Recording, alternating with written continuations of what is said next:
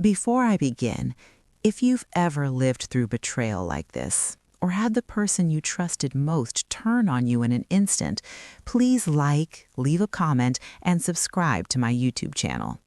It was a Tuesday evening, the kind of Tuesday that feels exactly like every other Tuesday you have lived for the last 2 decades.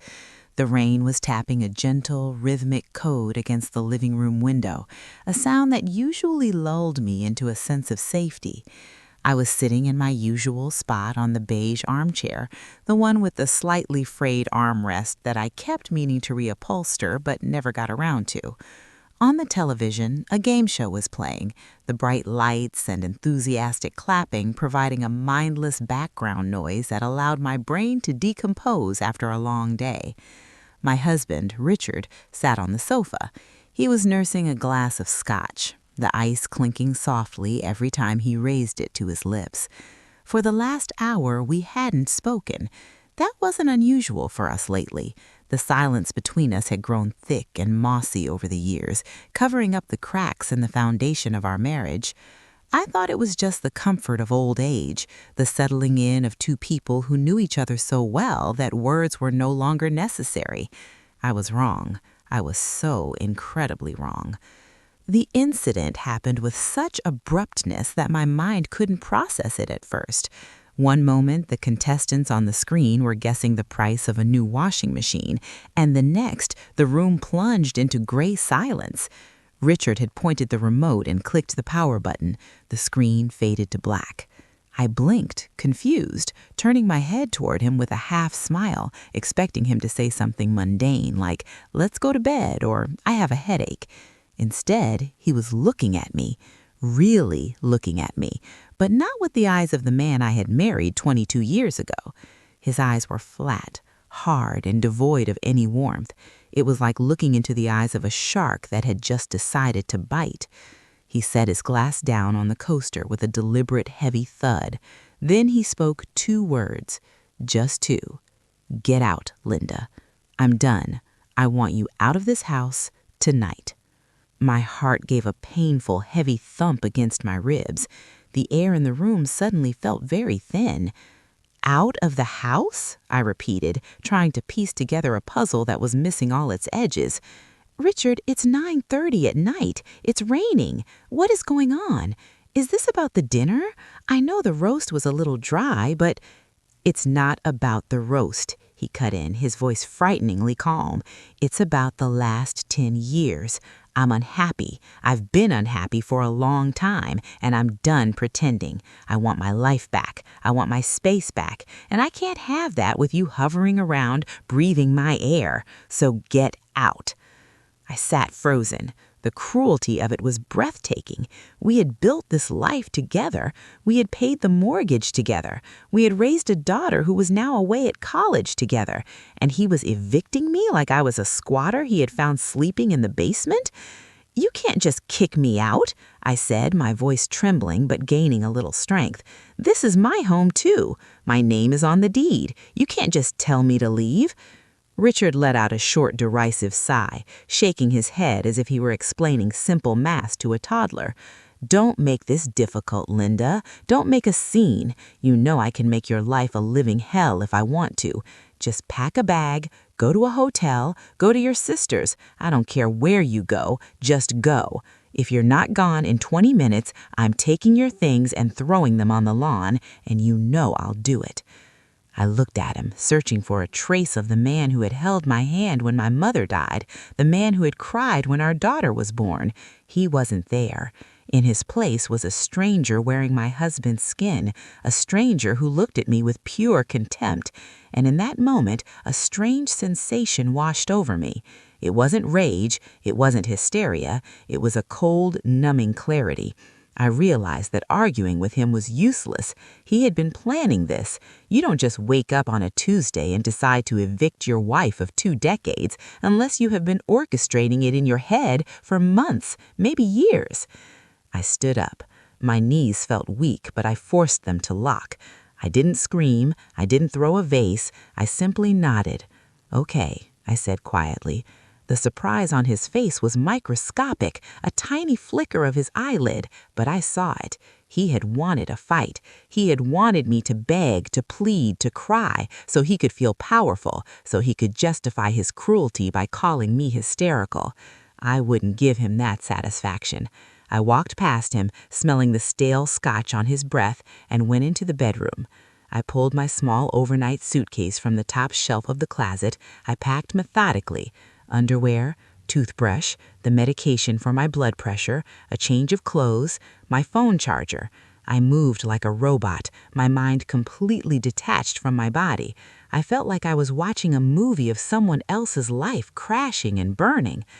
When I walked back into the living room, suitcase in hand, Richard was already watching the TV again. He didn't even turn his head. He had already dismissed me. I was already a ghost to him. I opened the front door, and the sound of the rain got louder, rushing in to fill the silence. I stepped out, closed the door softly behind me, and walked to my car. As I sat in the driver's seat, the cold dampness of the upholstery seeping into my clothes, the reality finally hit me. I put my hands on the steering wheel and gripped it until my knuckles turned white. I was 52 years old, and I was homeless. But as I started the engine, a thought occurred to me, a thought that should have terrified me, but instead gave me a strange, dark comfort. Richard thought he held all the cards. He thought because he handled the bills and the bank accounts, he was the king of the castle. But he had forgotten something. He had forgotten about the paperwork my father had filed 3 years ago, just before he passed. He had forgotten about the trust. I didn't go to a hotel. I didn't want to waste money, and I didn't want to explain to a receptionist why I was checking in alone with tear-stained cheeks at 10 o'clock at night. I drove to a 24-hour supermarket parking lot, reclined my seat, and locked the doors. I didn't sleep. I lay there watching the headlights of passing cars sweep across the ceiling of my sedan, replaying every moment of the last 20 years, looking for the signs I had missed. The late nights at the office, the new passwords on his phone, the way he stopped touching me. It was all there, a tapestry of red flags I had willfully ignored because I wanted to believe in the vow until death we do us part. When the sun began to rise, painting the sky in bruises of purple and orange, I sat up. I felt gritty and sore, but my mind was razor sharp. I checked my reflection in the rearview mirror. My eyes were puffy, but my jaw was set. I wasn't going to run away. I wasn't going to disappear. I started the car and drove back to the house. I wasn't going to go inside, not yet. I parked 3 houses down, hidden behind the neighbor's large oak tree, and I waited. I needed to see what he would do. I needed to see if he would leave for work as usual or if he would bring someone in the moment I was gone. It was 8 a.m. when the front door opened. Richard stepped out, looking fresh and well-rested in his navy suit. He looked like a man without a care in the world, a man who had just destroyed his wife's life 12 hours prior. He got into his car and drove off, presumably to the office. I stayed put. I had a feeling, call it intuition, call it paranoia, but I knew the story wasn't over. I watched the house. It sat there, silent and imposing, the place where I had raised my baby, the place where I had painted the walls and planted the hydrangeas. About 45 minutes later, a black sedan turned on our street. It wasn't a car I recognized. It moved slowly, checking house numbers. It pulled into our driveway. My heart hammered against my ribs. Was this a woman? Was this the mistress moving in before my side of the bed was even cold? I squinted, leaning forward. The driver's door opened. It wasn't a woman, it was a man. He was tall, wearing a trench coat, holding a briefcase and a clipboard. He looked official. He looked serious. He walked up to the front door and rang the bell. When no one answered, he stepped back and looked at the house, making notes on his clipboard. Then he took out his phone and made a call. I watched him for a moment, my curiosity overpowering my fear. I took a deep breath, opened my car door, and began to walk toward the house. The man saw me approaching. He lowered his phone and watched me come up the driveway. He didn't look hostile. He looked professional, perhaps a little impatient. "Can I help you?" I called out, my voice steady, though my insides were shaking. The man looked at his clipboard, then back at me. "Are you a resident of this property?" he asked. "I am," I said, stopping a few feet away from him. I'm Linda, Richard's wife. Can I ask who you are?" The man adjusted his glasses and gave me a tight, sympathetic smile. "Mrs. Linda, I'm looking for the owner of record. I was told the property was vacated as of last night. I'm here for the inspection." "Inspection? For what?" I asked, my brow furrowing. "Inspection for a sale." The man paused, looking at his papers again. "For the closing, ma'am. The closing is scheduled for this afternoon. The buyer wants a final walkthrough before the funds are transferred." The ground seemed to tilt beneath my feet. Sale? Closing? Richard hadn't just kicked me out because he was unhappy. He had sold our house right out under my nose.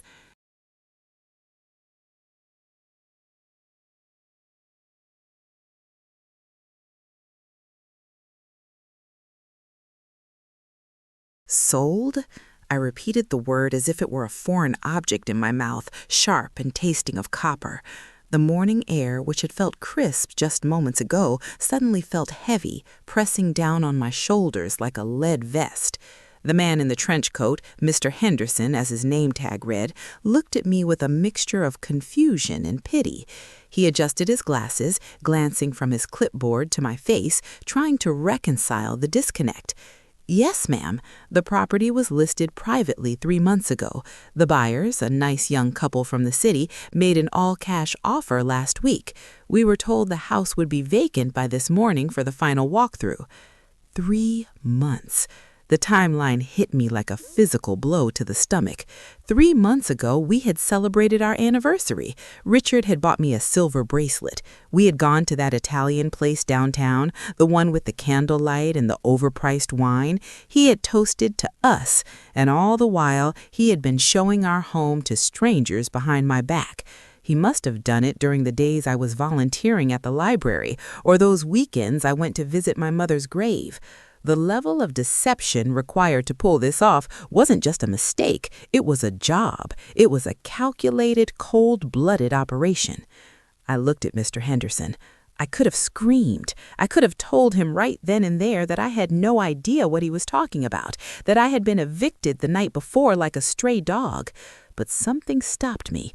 A voice in the back of my head, perhaps the ghost of my father, whispered, "Knowledge is power, Linda.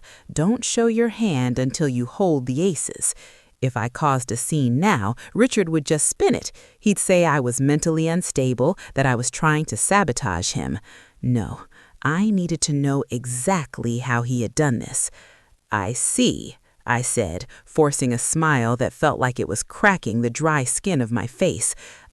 I must have gotten the dates mixed up. Richard handles the paperwork. I've been so busy packing." I gestured vaguely to my car, hoping he wouldn't notice the back seat was full of loose clothes and a pillow. "Do you mind if I see the paperwork you have there, just to check the closing time? I want to make sure I'm out of your hair." Mr. Henderson hesitated, then shrugged. "Sure, closing is at the title company downtown at 2 p.m. today." He flipped the clipboard around. "Here's the purchase agreement." My eyes scanned the document, blurring over the legal jargon until they landed on the bottom of the page. There were 2 signatures. One was Richard's, bold and jagged, just like always. Beside it was another signature, Linda Miller. It looked like my handwriting. It had the same loop on the L, the same slant on the M, but I had never seen this piece of paper in my life. My blood ran cold. He hadn't just sold the house, he had forged my signature. He had committed a felony to erase me from my own life. My hands trembled, and I had to clasp them together to stop Mr. Henderson from noticing. "Right," I said, my voice sounding hollow and distant. 2 p.m.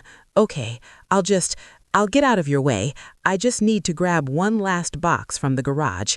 "Make it quick, please," Mr. Henderson said, checking his watch. "The buyers will be here in 20 minutes.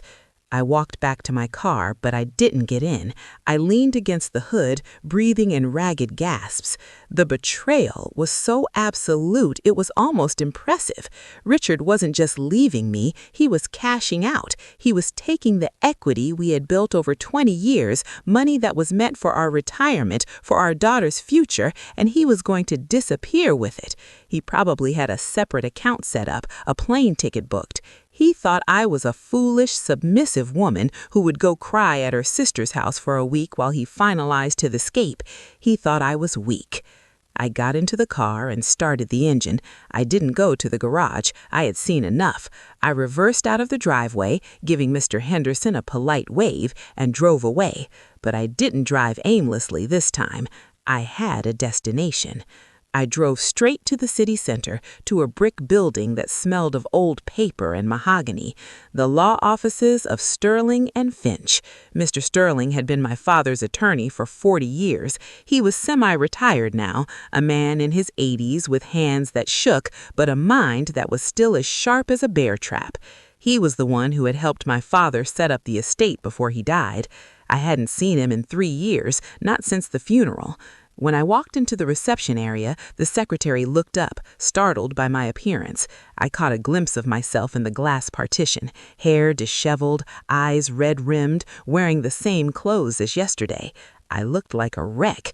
"I need to see Mr. Sterling," I said, my voice raspy. "It's an emergency. Please, tell him it's Linda, Walter's daughter." 5 minutes later, I was sitting in Mr. Sterling's office.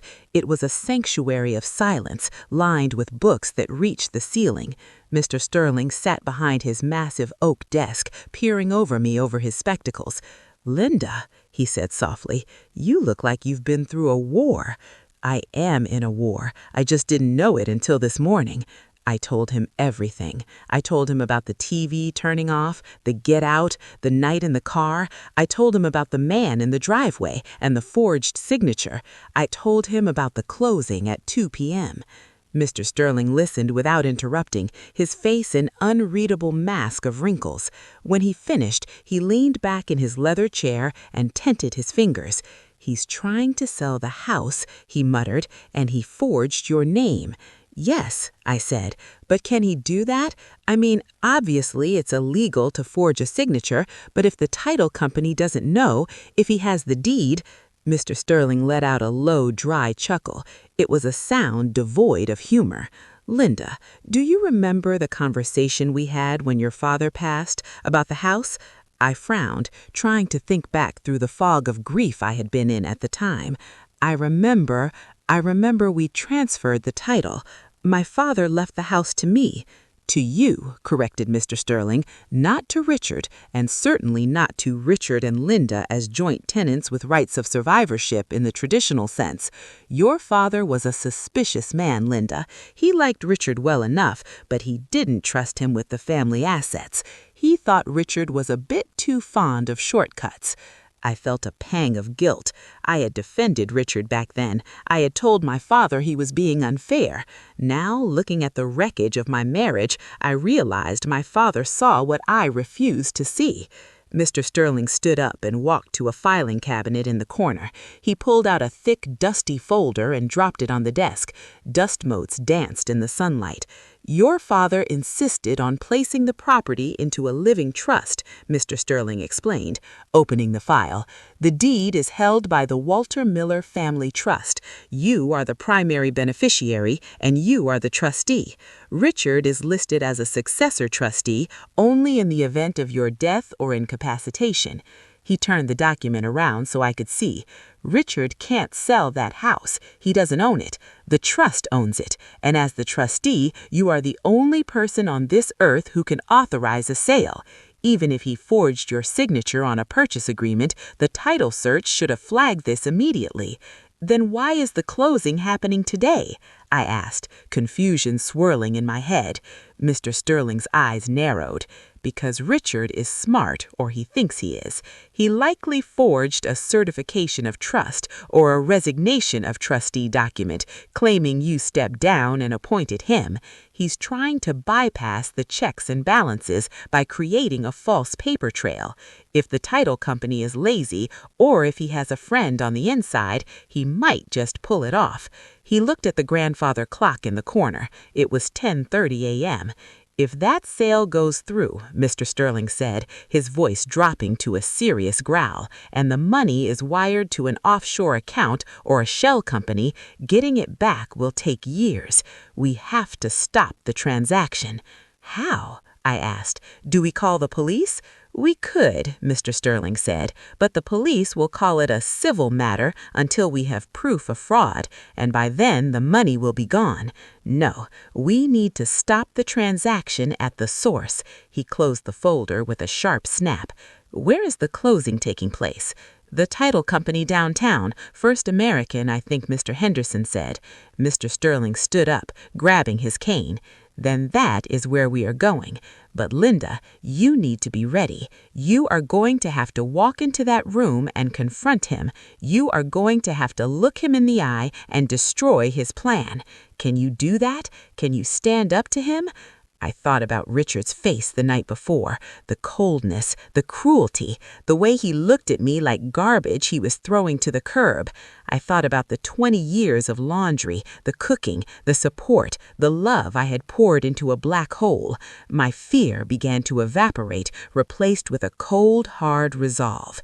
It was the same clarity I had felt in the driveway, but stronger now. It was the steel in my spine that my father had given me. "I can do it," I said, standing up. "I want to see his face when he realizes he lost." Mr. Sterling smiled, a genuine predatory smile this time. "Good. Let's go get your house back."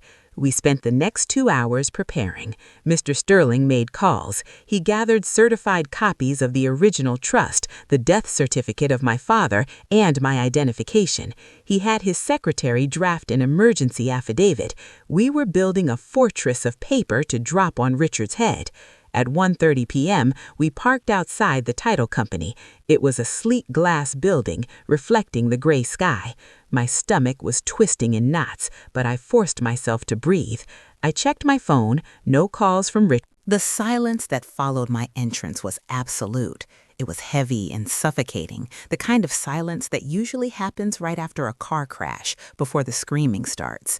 I stood there, holding onto the door handle as if it were an anchor, feeling the eyes of everyone in the room boring into me. The young couple looked terrified, their eyes darting back and forth between Richard and me, sensing the invisible violence in the air. The notary, a middle-aged woman with glasses hanging on a chain around her neck, froze with her stamp hovering inches above the document.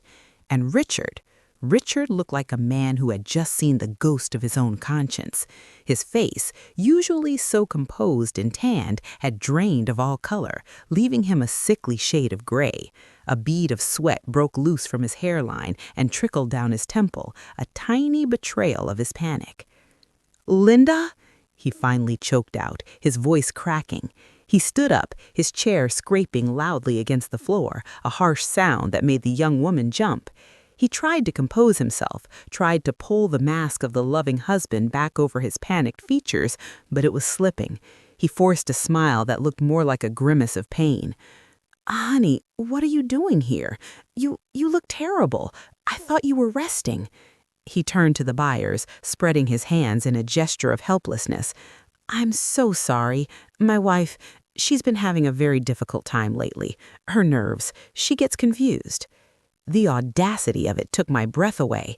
Even now, caught red-handed, he was trying to gaslight me. He was trying to paint me as the unstable, hysterical woman to save his own skin. Anger, hot and sharp, flared in my chest, but I pushed it down. I remembered Mr. Sterling's advice: be the ice, not the fire. I stepped fully into the room, Mr. Sterling following close behind me like a silent bodyguard.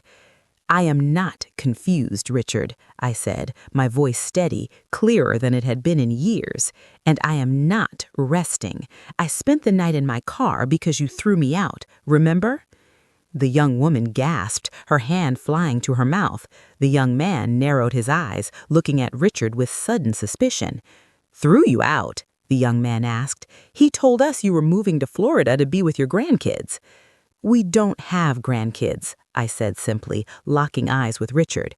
"Our daughter is 21. She's in college." Richard slammed his hand on the table, trying to regain control of the room. "Linda, stop this. You're making a scene. We can talk about this outside. Just go wait in the car." He looked at the notary. "Please, just ignore her. She's off her medication. Let's just finish the signatures." I wouldn't do that if I were you, Mr. Sterling's voice boomed from behind me. He stepped forward, his cane thumping rhythmically on the carpet. He looked like an old lion, scarred but dangerous. He didn't look at Richard, he looked directly at the notary. My name is Arthur Sterling, and I represent Mrs. Linda Miller, and I am instructing you to cease this transaction immediately on the grounds of fraud. The word fraud hung in the air like a toxic cloud. The notary dropped her stamp. She pulled her hands away from the documents as if they were burning. Fraud, she repeated, her voice trembling. This property, Mr. Sterling continued, pulling the certified trust documents from his briefcase and sliding them across the polished table, is held in the Walter Miller Family Trust. The sole trustee is Linda Miller. Richard Miller has no legal authority to sell this home. He has no title. He has no right. Richard's face turned a deep, blotchy red. That's a lie, he shouted, pointing a shaking finger at the old lawyer.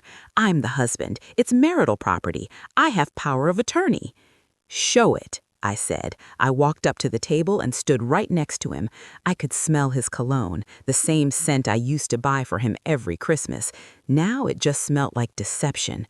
Show them the power of attorney, Richard. Show them the document where I signed my rights away to you. He didn't move. He couldn't, because it didn't exist. I looked down at the papers on the table. There it was, the deed transfer, and at the bottom, my name, Linda Miller, signed in blue ink. It was a good forgery, I'll give him that. He must have practiced it 100 times. I reached into my purse and pulled out my driver's license. I placed it on the table next to the signature. That is not my signature. I did not sign this. I have never seen these people before in my life. The notary looked at the ID, then at the document, then at Richard. Her expression hardened. She closed her logbook with a definitive snap. I cannot proceed with this closing, she announced. I need to speak to my supervisor. The young couple stood up. The husband looked furious. He grabbed the cashier's check that was sitting in the middle of the table, the money that Richard was seconds from stealing, and shoved it into his jacket. We're done, he spat at Richard. You wasted our time. You lied to us. If I find out you scammed us out of the deposit, I'm calling the cops. Wait, Richard pleaded, reaching out to grab the young man's arm. Please, it's just a misunderstanding. The paperwork is just a formality. We can fix it. I can get her to sign. Just give me 5 minutes. The young man shook him off with disgust. Don't touch me. He took his wife's hand and they stormed out of the room. The heavy door swung shut behind them, leaving a vacuum of silence in their wake. The deal was dead. The money was gone. Richard stood there, staring at the closed door. His chest was heaving. He looked like a gambler who had just watched the roulette ball land on the wrong number, losing everything he had. Slowly, he turned to face me. The charm was gone. The panic was gone. In its place was a look of pure, unadulterated hatred. His eyes were dark voids. If Mr. Sterling hadn't been there, I truly believe he might have lunged at me. You stupid woman, he hissed, his voice low and venomous. Do you have any idea what you've just done? I saved my house, I said, meeting his glare with a calmness that surprised even me. I saved my inheritance. I stopped you from robbing me blind. You didn't save anything, he screamed, finally snapping. He kicked the chair next to him, sending it skidding across the room. You ruined it. I had it handled. I had a plan. A plan to steal everything and leave me homeless, Richard, I asked. Yes, I gathered that. Mr. Sterling stepped forward. Mr. Miller, I suggest you calm down. We have proof of forgery. We have proof of attempted grand larceny. If you don't want to leave this building in handcuffs, I suggest you sit down and explain exactly what is going on. Why the desperation? Why the rush? Men don't commit felonies on a Tuesday morning unless they are running from something. Richard paced the room, running his hair through his hair, pulling at the roots. He looked wild. He looked cornered. He walked to the window and looked down at the street, his back to us. You don't understand, he muttered. You don't understand anything. Then make us understand, I said softly. Richard, 22 years. You owe me that much. Why? He turned around. He looked exhausted. The anger seemed to drain out of him, replaced with a terrifying fragility. He slumped into a chair, burying his face in his hands. "I owe money, Linda," he whispered into his palms. "We have savings," I said, confused. "We have the retirement accounts. If we have debt, we can pay it." He laughed, a dry, sobbing sound. He looked up, his eyes red. "Not this kind of debt, Linda. The savings are gone. The retirement accounts are empty. I liquidated them 6 months ago." My knees buckled. I had to grab the edge of the table to steady myself. "What? What do you mean, empty?" "Gone. All of it. I made some bad investments. Crypto, futures. I thought I could double it. I thought I could surprise you with a beach house. But the market crashed. I lost it all." He took a shuddering breath. "And then I tried to win it back. I borrowed money from people you don't borrow money from, Linda. People who don't send collection letters. They send guys with baseball bats." The room spun. I felt sick. The life I thought I had, the security, the future, was a mirage. It had been gone for months, and I hadn't even known it. "How much?" Mr. Sterling asked, his voice grave. Richard looked at the floor. 200,000.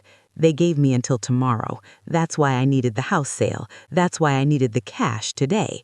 If I don't pay them by noon tomorrow—" He didn't finish the sentence. He didn't have to. I stared at the stranger sitting in the chair. He wasn't just a cheater or a liar. He was a desperate man with a target on his back, and by extension, he had put a target on mine. He had been willing to sell the roof over my head to save his own life. "Who are these people, Richard?" I asked, my voice barely a whisper. "It doesn't matter," he said, wiping his face. "What matters is that you just killed me. You stopped the sale. I have no money. I have no way to pay them." He looked up at me, and for a second I saw a flash of the man I used to love, scared, vulnerable, pleading. "Linda, they're going to kill me, and they know where we live. They know about you. If they can't get the money from me, they'll come for the house anyway." A chill went down my spine that had nothing to do with the air conditioning. This wasn't just a legal battle anymore. This was a physical threat. I looked at Mr. Sterling. His face was grim. "We need to go to the police," Mr. Sterling said. "No," Richard shouted, jumping up. "No police. If the cops get involved, they'll know I snitched. They'll kill me for sure, and they'll go after Sarah at college." The mention of our daughter's name was like a slap in the face. Sarah, my innocent, studious girl, miles away, completely unaware that her father had mortgaged her safety for a gambling addiction. "Don't you dare use her as a shield," I snapped, stepping towards him. "You created this mess." "I know I did," he cried. I pressed the garage door opener, and the heavy mechanism groaned to life, lifting the white barrier just enough for me to slip my car inside. As the door rolled back down, sealing me in with the smell of gasoline and damp concrete, I sat in the driver's seat for a long moment, my hands trembling on the wheel. The garage door clicked shut, plunging me into semi-darkness, illuminated only by the singular bulb of the automatic opener. I was inside. I was safe, theoretically, but the image of that black SUV parked down the street was burned into my retinas. They were out there, waiting, watching. It made the air in my own home feel thin and contaminated, as if the walls themselves were holding their breath. I got out of the car and locked the door into the house behind me. I checked the deadbolt, then the chain, then I walked to the front door and did the same. I moved through the house like a ghost haunting my own life, checking every window, drawing every blind. The house was silent, but it wasn't a peaceful silence anymore. It was the silence of a held breath before a scream. Every creak of the floorboards, every settling groan of the timber made me jump. I felt foolish, like a character in a bad thriller movie, but Richard's terrified face in that conference room had been real. The panic in his eyes had been the most honest thing he had shown me in years. Once the perimeter was secured, a cold, focused anger began to replace the fear. I needed to know the extent of the damage. Richard had said he lost everything. He said he liquidated the accounts. I needed to see it in black and white. I needed to understand how a man I slept next to for 2 decades could hollow out our existence without me noticing. I marched to the study, Richard's sanctuary. For years, I had respected his privacy, rarely entering this room unless I was dusting or bringing him a cup of coffee. He had always kept the door closed, claiming he needed quiet for his consulting work. Now I realized the closed door wasn't about concentration. It was about containment. The smell of him, old paper, leather, and that faint stale scent of stress swept. I sat in his chair. It felt wrong, like wearing someone else's shoes. I tried to open the top drawer of his mahogany desk. Locked, of course. I looked around for the key. I checked the pencil cup, under the mouse pad, in the bookshelf. Nothing.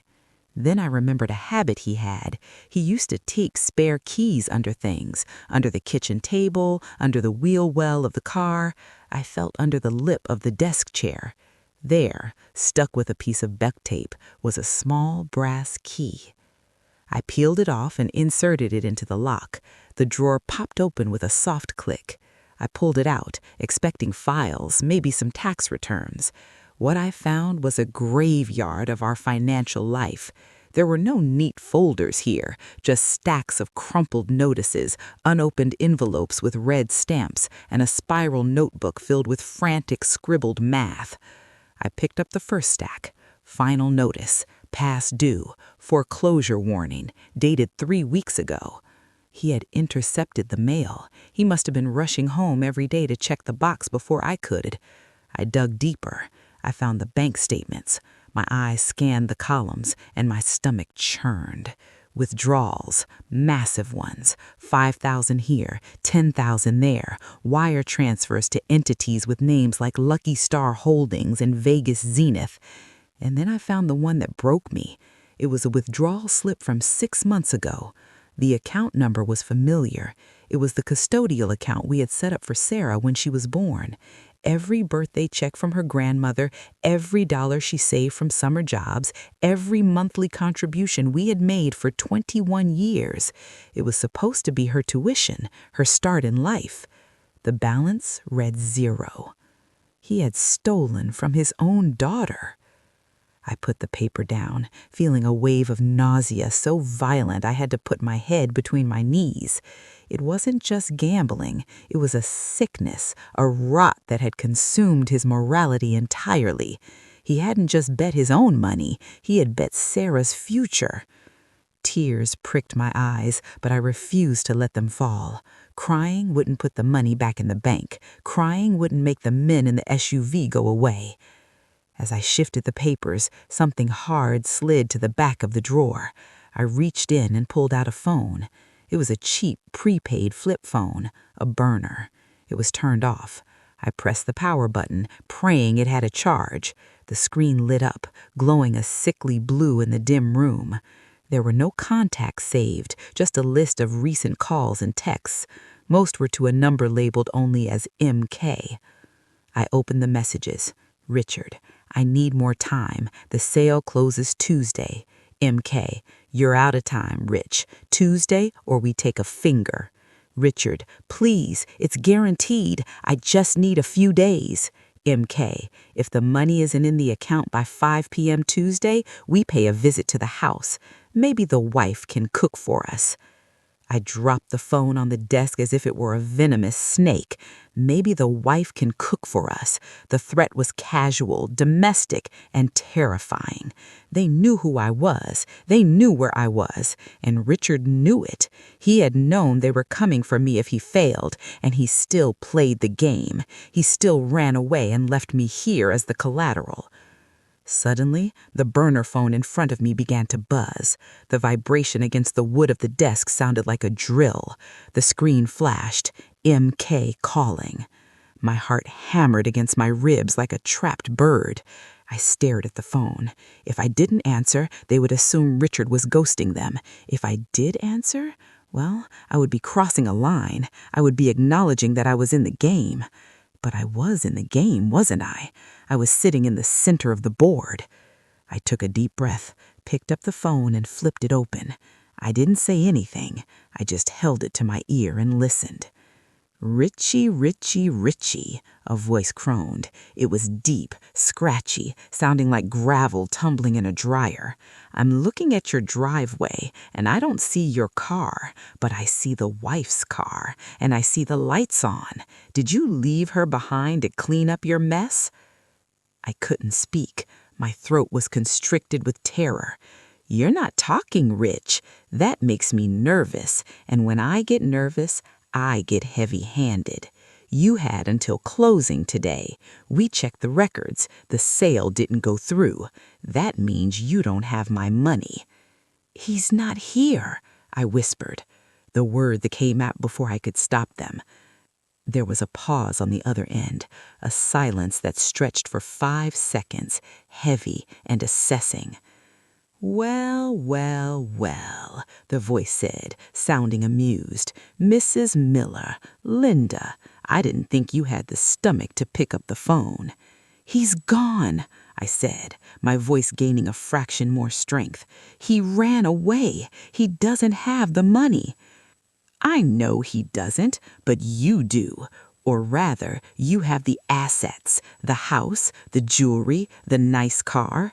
Marriage is a partnership, Linda. You share the profits, you share the debts. That's how it works in my world." "I didn't sign for this debt. This has nothing to do with me. Leave us alone." The man laughed. It was a cold, mirthless sound. "It has everything to do with you. You're sitting in my collateral. Now here is how this is going to go. You're going to open the front door. My associate, the large gentleman in the SUV, is going to come in. He's going to take a look around, see what we can liquidate to cover the interest for this week. If you open the door, nobody gets hurt. If you keep the door locked, well, glass breaks, Linda, and so do bones." "I'm calling the police," I said. "Go ahead," he challenged. "Police take what, 10 minutes to arrive in the suburbs? My guy is 30 seconds away, and even if they arrest him, he won't talk. But my other guys, the ones near the university campus, they might decide to pay a visit to Sarah while you're filing your police report."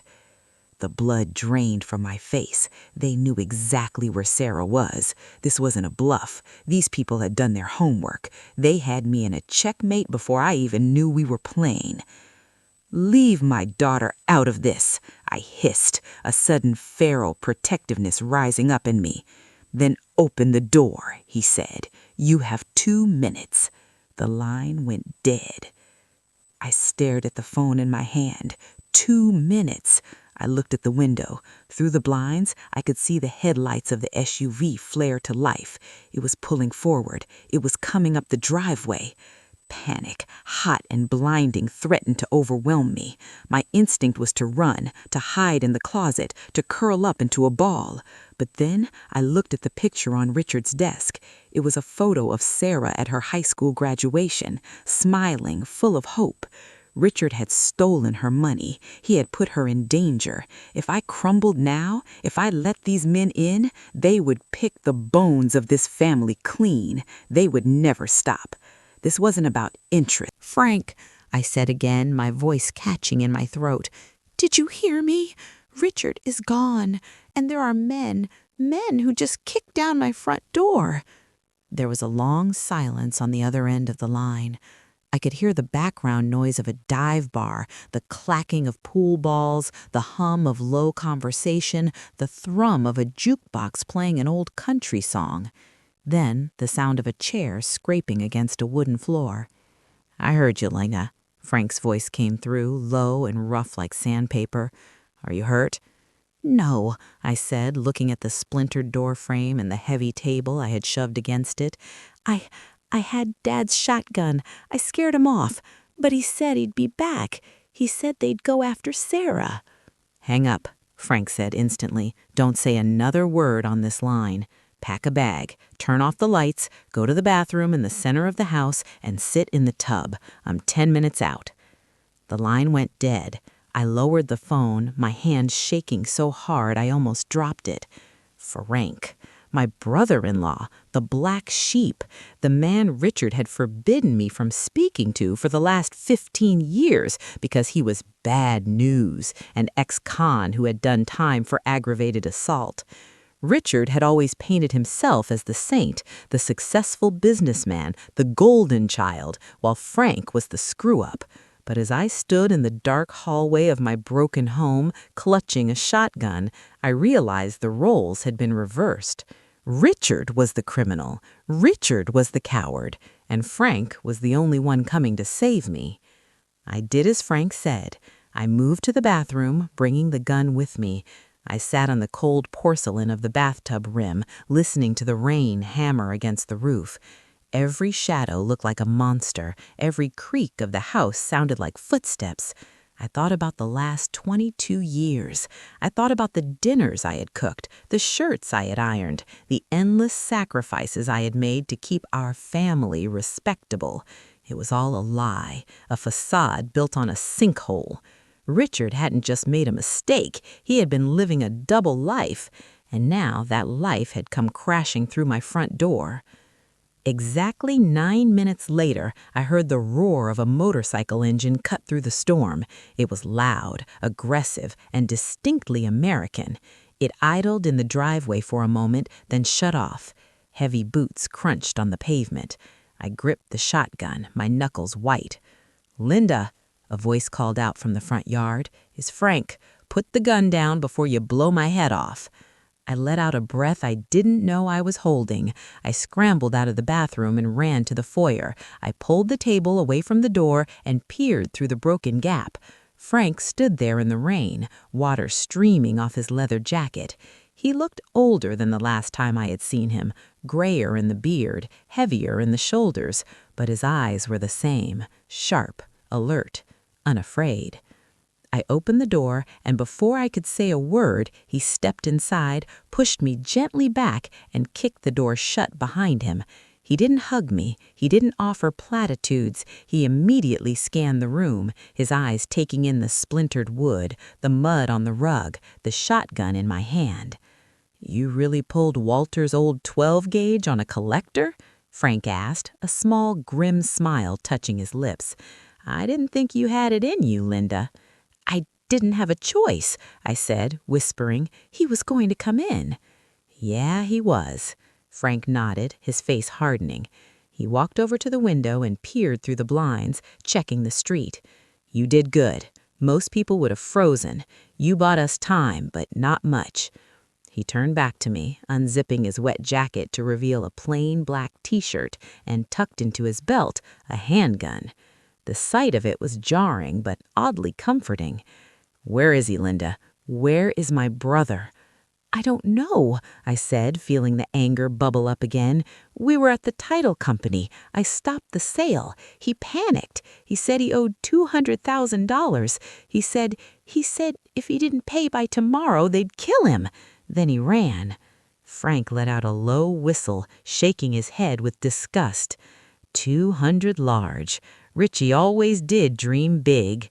He never could just play the slots like a normal degenerate. He had to play with the big boys. Frank walked over to the broken door frame and inspected the damage. "This wasn't just a loan shark, Linda. You don't send a heavy to kick a door down in suburbia for a few grand. This is organized." "Who did he say it was?" "He didn't say a name, but there was a burner phone in his desk. A man called. The caller ID said MK. Frank froze. He turned slowly to look at me, his face pale under the tan. "MK?" "Yes. Do you know who that is?" "Mickey K," Frank muttered, rubbing his hand over his face. "Mickey Kalogeris. He runs the underground book for the Greek syndicate out of the shipping yards. He's not a loan shark, Linda. He's a butcher." Frank looked at me with a seriousness that chilled my blood. "He threatened Sarah," I said, my voice trembling. "He said if I didn't pay, they'd go to her campus." Frank moved instantly. The casualness was gone. He was pure action now. "Okay, that changes everything. We're leaving. Now." "Leaving? To where?" "To get the girl. Frank said. If Mickey mentioned her, he's already got eyes on her. We need to get to the college, pick her up, and get you both underground until I can figure out how to clean up Richie's mess. But the house, I looked around at the walls I had painted, the furniture I had chosen. If we leave, they'll destroy it. Frank grabbed my shoulders, forcing me to look him in the eye. His grip was strong, grounding. Linda, listen to me. The house is already gone. Richard sold it the minute he took that money. It's just wood and drywall. Sarah is flesh and blood. Do you want to save the sofa or do you want to save your daughter? The question was a bucket of ice water. Sarah, I said. Of course, Sarah. Then grab your purse, grab the deed to the house if you have it, leave the clothes. We move light. Frank turned and started turning off the lights in the house, plunging us into darkness. We take my truck. I parked it down the block. The bike is too exposed. I ran to the bedroom. I grabbed my purse, the folder with the trust documents, and the small jewelry box with my mother's ring. I took a last look at the room where I had slept for 20 years, the unmade bed, the wedding photo on the dresser, Richard smiling, looking so young and innocent. I knocked the frame face down. I didn't want to see him. I hated him with a depth that frightened me. I met Frank in the kitchen. He was going through the junk drawer. He pulled out a roll of duct tape and a screwdriver. "Let's go," he said. We exited through the back door into the rain. The backyard was muddy, sucking at my shoes. We hopped the fence, moving through the neighbor's yard to the side street where an old beat-up Ford pickup was parked. It was rusted and ugly, but the engine roared to life with a powerful growl. As we drove away, leaving my neighborhood behind, I felt a strange sense of detachment. I was a fugitive, a middle-aged woman in a rust bucket truck with an ex-con, running from the mob. It was surreal. "How far is the college?" Frank asked, his eyes constantly checking the rearview mirror. 2 hours, I said, if we drive fast. "I always drive fast," Frank grunted. He reached into the glove box and tossed me a cheap plastic phone. "Take the battery out of your smartphone and throw it out the window. They can track the GPS. Use this one if you need to make a call." I hesitated, looking at my iPhone. It had all my photos, my contacts, my life. But I knew he was right. I rolled down the window and tossed it into a ditch as we sped past. It felt like cutting an anchor line. "Frank," I asked after a few miles of silence, "why are you doing this? Richard treats you like dirt. He hasn't spoken to you in years. You owe us nothing." Frank sighed, shifting gears. "Richie is an idiot. And yeah, he thinks he's better than me because he wears a suit and I wear grease stains. But he's my brother. And you, Linda, you were always decent to me, even when he told me not to be. I remember you sent me a card when I was in. You sent me cookies. Nobody else did that." I felt a lump in my throat. I had forgotten about that. It was such a small thing, years ago. "Besides," Frank continued, his knuckles tightening on the wheel, "I hate bullies, and Mickey K is the biggest bully in the city. If he thinks he can terrorize my family, he's got another thing coming." We hit the highway, the rain lashing against the windshield. The rhythmic thump-thump of the wipers was hypnotic. I started to relax, just a fraction. We were moving. We were doing something. We were going to get Sarah. Suddenly, Frank swore loudly. "Don't look back," he commanded. "What?" I asked, my heart jumping into my throat. "I said, don't look back." Black sedan, 3 cars back. It turned onto the highway with us. It changed lanes when I did. "Is it them?" I asked, panic rising. Maybe just a coincidence. Frank swerved the truck sharply into the right lane, cutting off a semi-truck. The horn blasted, a deafening sound. The black sedan mirrored the move, weaving through traffic to stay with us. "They're gaining on us," I cried, looking back. I could see the silhouette of 2 men in the front seat. Frank reached under his seat. "Linda," he said, his voice calm but terrifyingly serious, "open the glove box. There's a flare gun. Get it out." "A flare The flare hissed as it left the barrel, a streak of angry magnesium red cutting through the black curtain of the rain. It exploded directly in the path of the pursuing sedan, bathing the wet asphalt in a blinding crimson glow. The effect was instant and chaotic. The driver of the black car, blinded by the sudden supernova in his windshield, slammed on the brakes. Tires shrieked against the pavement, a sound like a banshee screaming, and the sedan swerved violently to the left, spinning out of control. It missed our rear bumper by inches, careening onto the muddy shoulder and slamming into a ditch with a sickening crunch of metal and plastic. "Hang on!" Frank roared. He killed the truck's headlights, plunging us into total darkness. He yanked the steering wheel hard to the right, aiming for a narrow gap in the tree line I hadn't even seen. The truck bounced violently, my head slamming against the headrest as we tore off the paved road and onto an old gravel logging trail. We drove blind for maybe 50 yards, the tires crunching over rocks and fallen branches, before Frank slammed the truck into park and killed the engine. "Don't move," he whispered. "Don't breathe."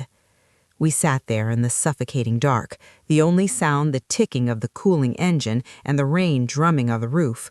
My heart was hammering against my ribs so hard I was sure Frank could hear it. Through the rear window, back toward the main road, I saw beams of light cutting through the fog. Another car had pulled up to the wreck. Voices shouted. Flashlights swept the road, searching.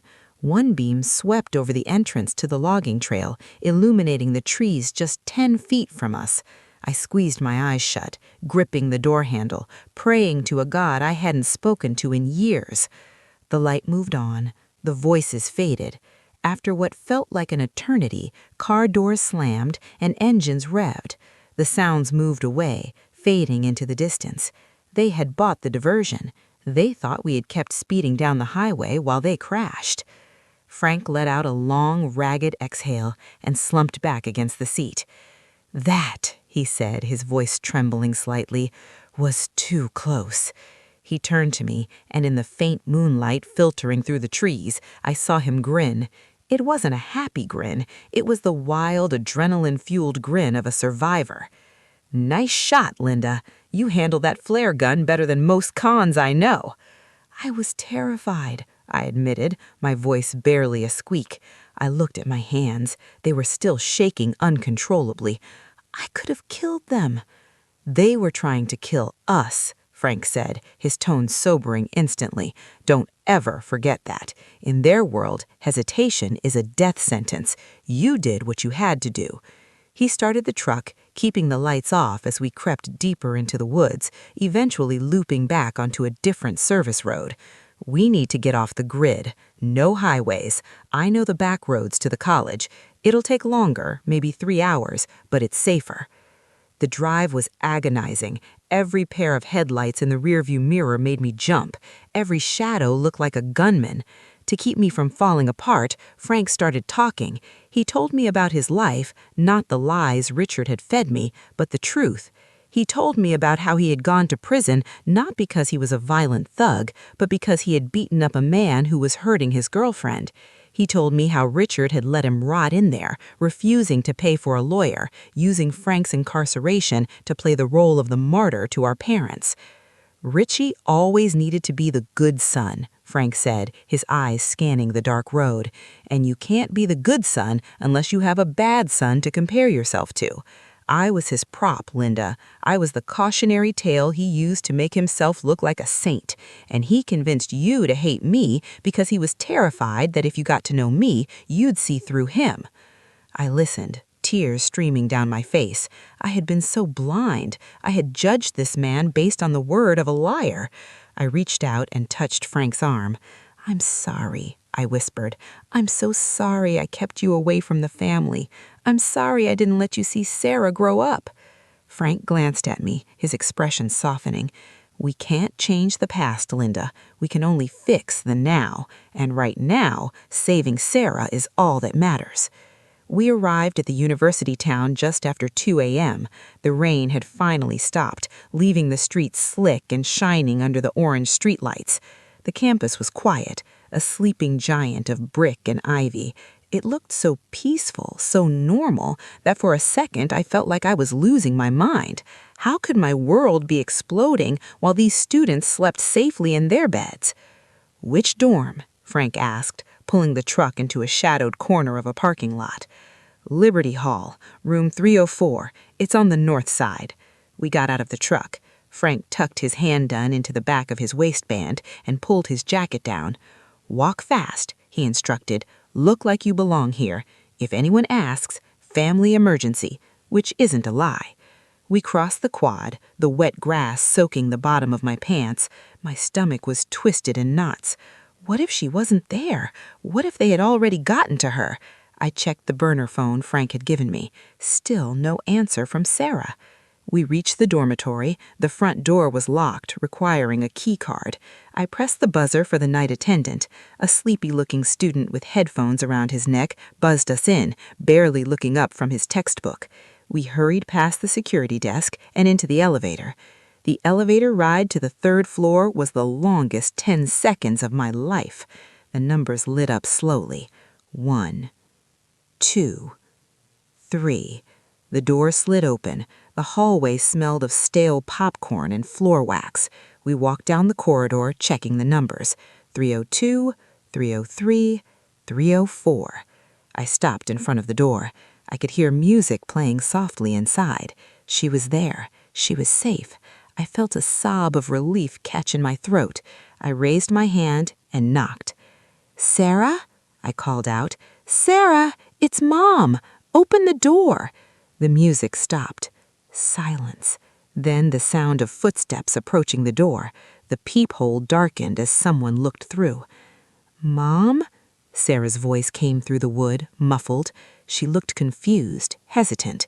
"Yes, honey, it's me and Uncle Frank. Please open the door. We have to go." The lock clicked. The door opened a crack, the safety chain still engaged. Sarah peered out at us. She looked tired, wearing oversized pajamas, her hair in a messy bun. But her eyes weren't filled with relief. They were filled with suspicion. She looked at me, then at Frank, her gaze lingering on his rough appearance, the mud on his boots, the intensity in his face. "What are you doing here?" she asked, not undoing the chain. "It's 2 a.m. "Sarah, listen to me." I tried to keep the panic out of my voice. "We're in danger. Dad is in trouble. Bad people are looking for him, and they might come for you. We need to get you out of here, now." Sarah's eyes narrowed. She took a step back, looking at me like a stranger. "Dad called me," she said. My blood ran cold. When did Dad call you?" "An hour ago," she said. "He told me you might come here. He said you had a breakdown, Mom. He said you were off your meds and you were paranoid." She looked at Frank with fear. "And he told me you were with Frank. He told me Frank is dangerous. He said if I saw him, I should call the police." "He's lying," I cried, desperate to reach her. "Sarah, your father stole everything. He stole your tuition money. He gambled it all away. He's the one who put us in danger." Sarah shook her head, tears welling up in her eyes. "Dad said you'd say that. He said you were having delusions. Mom, look at you. You're covered in mud. You look crazy. And you brought him?" She pointed a trembling finger at Frank. "The guy who went to prison? Dad said he kidnapped you." "Kidnapped?" Frank stepped forward, his voice low and urgent. "Kid, look at me. I didn't kidnap anyone. Your mother saved my life tonight. Your father owes money to the mob, the Greek syndicate. If we don't move, they are going to come through that door and they won't knock like we did." "I don't believe you," she whispered, backing away and reaching for her phone on the desk. "I'm calling Dad. He said to call him immediately if you showed up." "No!" I cried, slamming my hand against the door, trying to push it open against the chain. "Sarah, don't call him. He'll tell them where we are." "Go away, or I'm calling campus security." It was a nightmare. My own daughter weaponized against me by the man who had destroyed our lives.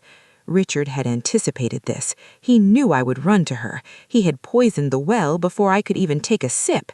He was using her fear to buy himself time, or worse, to hand us over. "Sarah, please," I begged, tears streaming down my cheeks. "Look at my eyes. Am I crazy? Have I ever lied to you? I am your mother. I love you more than anything. I am here to save you.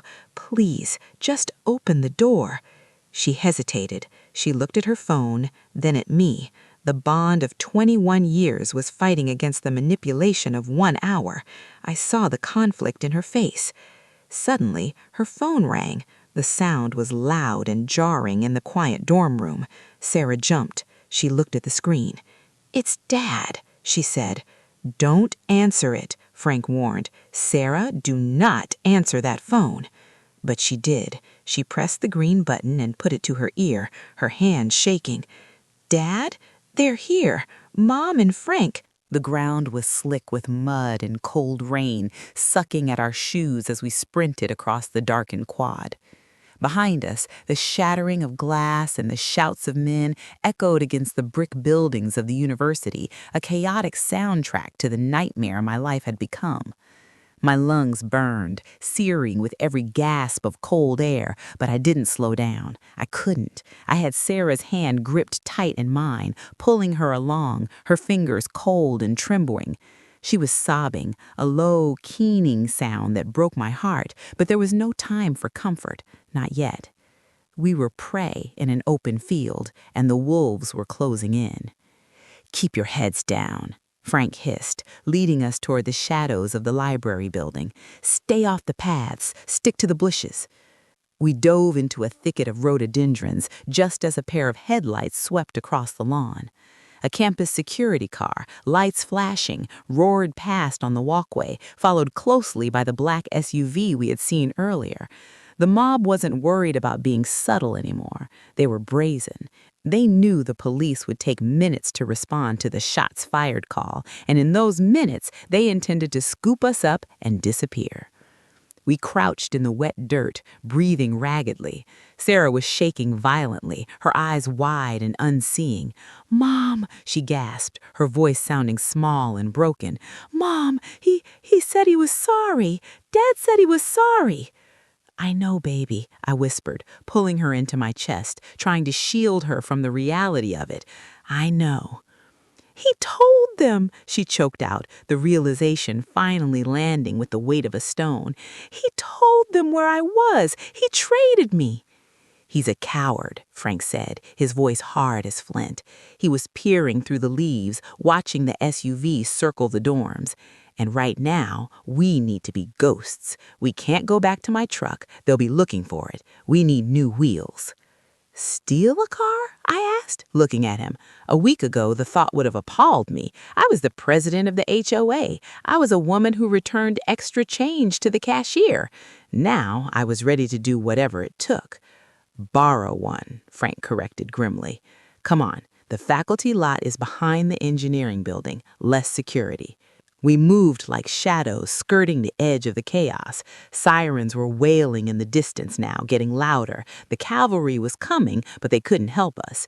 If the police found us, they'd separate us. They'd put Frank in handcuffs because of his record. They'd put Sarah and me in a hotel for our safety, right where Mickey K's men could find us.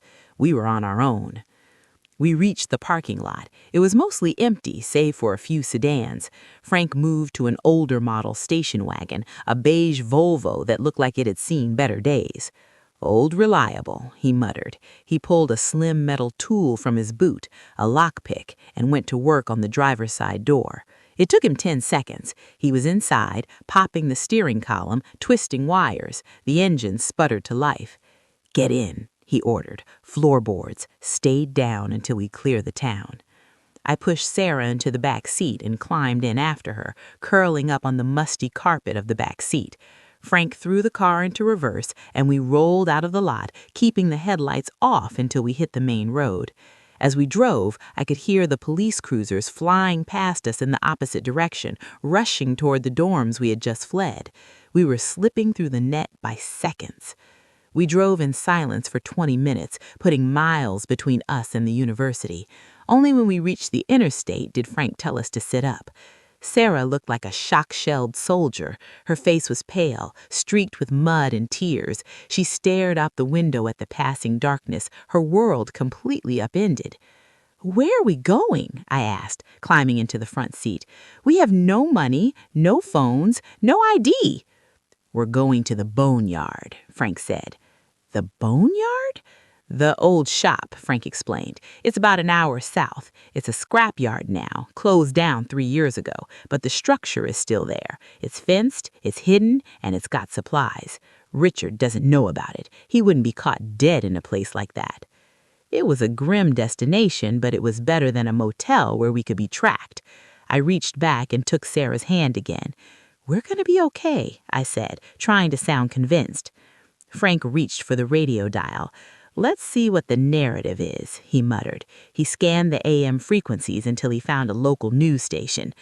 "Breaking news out of the University District. Police are responding to reports of gunfire at Liberty Hall. Witnesses report a violent altercation involving 3 armed men. Authorities are currently searching for a white male suspect identified as Frank Miller, an ex-convict believed to be armed and dangerous. He is suspected of abducting his sister-in-law, Linda Miller, and her daughter, Sarah Miller. The husband and father, Richard Miller, has issued a desperate plea for their safe return." Frank slammed his hand against the steering wheel. "Unbelievable," he spat. "He framed me. He actually framed me." I felt a cold rage settle in my stomach, heavier and darker than anything I had felt before. Richard wasn't just running away. He was actively destroying us to cover his tracks. By painting Frank as the kidnapper, he ensured that if we were spotted, the police would treat Frank as a hostile threat. They might shoot him on the spot. And Richard? Richard would play the grieving victim on TV, begging for donations, while his bookies hunted us down in the shadows. "He's smart," I said quietly. "He knows the police will focus on you. It buys him time to disappear, and it keeps the mob off his back because he can claim he lost us to a kidnapper." "He's not smart," Frank growled. "He's desperate, and desperate men make mistakes." We arrived at the boneyard before dawn. It was a desolate place, a sprawling labyrinth of rusted cars, stacks of tires, and overgrown weeds surrounded by a high chain-link fence topped with razor wire. Frank drove the Volvo around the back, moved a piece of corrugated metal that looked like part of the fence but was actually a gate, and drove us inside. He parked inside a large, cavernous, corrugated steel workshop. The air inside smelled of oil and rust. It was cold, but it was dry. Frank killed the engine. "Home sweet home," he said dryly. We got out. Sarah looked around the dark industrial space with trepidation. "We're staying here?" she asked, her voice trembling. "It's safe," Frank said. He walked over to a workbench and flipped a breaker switch. A row of industrial lights flickered on, buzzing loudly. In the corner there was a small office with a cot, a mini-fridge, and a hot plate. I lived here for a year after I got out. There's canned food, water, and nobody comes here. I walked over to Sarah and hugged her. She finally collapsed into me, sobbing uncontrollably. "I don't understand, Mom," she cried. "Why would he do this? I'm his daughter." "It's not you, honey. It's the addiction. It changes people. It eats their soul until there's nothing left but the need to survive. The man who called you, that wasn't your father. That was a stranger." I looked over her shoulder at Frank. He was busy at the workbench cleaning the mud off his gun. He looked up and met my gaze. There was a question in his eyes. What now? I settled Sarah on the cot in the office. I found a dusty blanket and wrapped it around her. "Try to sleep," I told her. "Just for a few hours. I'll be right outside." She was exhausted, her body shutting down from the trauma. Within minutes, her breathing evened out, though she twitched in her sleep. I walked back out into the main workshop. Frank was sitting on a stack of tires eating a can of peaches with a plastic spoon. He offered the can to me. I shook my head. "We can't stay here forever," I said. "No," Frank agreed. "A day or 2 at most until the heat dies down. Then, I don't know, maybe get you 2 across state lines, new identities." "No," I said firmly. Frank stopped eating. He looked at me. No? I am not spending the rest of my life looking over my shoulder. I am not going to let Sarah live in fear because Richard made a mess. I am not running, Frank. Not anymore. These guys are the Greek syndicate, Frank said, standing up. You don't fight them, you survive them. Richard owes them $200,000, I said, my mind working fast, piecing together the fragments of information I had had. They want their money. That's all they care about. They don't care about me or you or Sarah. They just want to be paid. Yeah, and we don't have 200 grand, Frank pointed out, unless you have a secret stash I don't know about. I don't have cash, I said, but I have leverage. What leverage? The trust, I said. The house. Richard couldn't sell it because he wasn't the trustee. I am.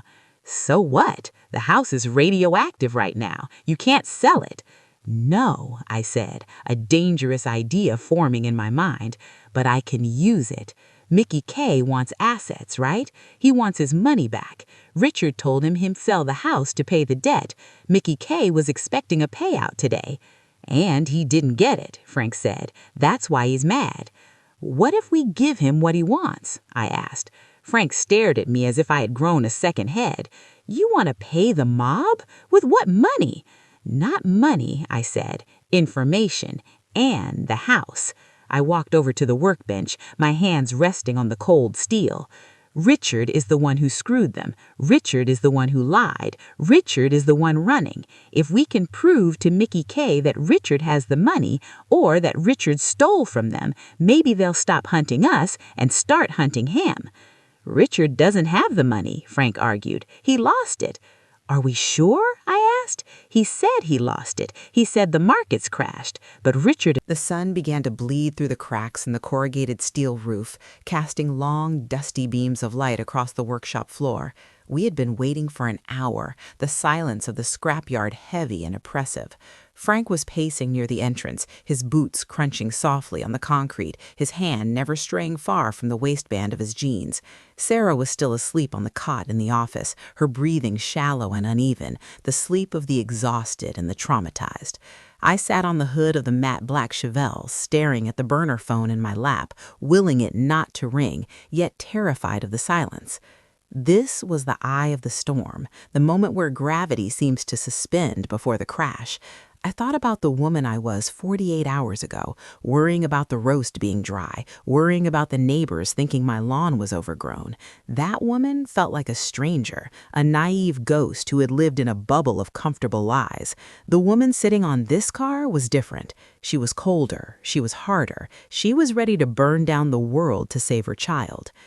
"He's here," Frank said sharply, breaking my trance.